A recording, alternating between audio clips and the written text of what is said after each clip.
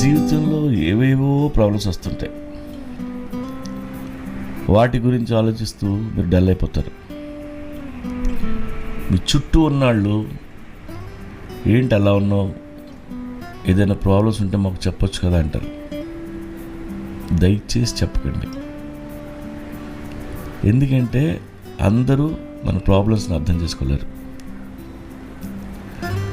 వాళ్ళు అడిగేది ఎంపతితో కాదు, క్యూరియాసిటీతో అడుగుతారు. మీ జీవితంలో ఏం జరుగుతున్నాయో వాళ్ళు తెలుసుకోవాలి. అదో తృప్తి వాళ్ళకి. భుజం మీద చేసి చాలా స్నేహభావంతో అడుగుతారు. అది నిజమే అనుకొని మీ పర్సనల్ విషయాలు వాళ్ళకి చెప్పొద్దు. మొత్తం అంతా విని మిమ్మల్ని అర్థం చేసుకోవడం మానేసి పైగా అపార్థం చేసుకుంటారు.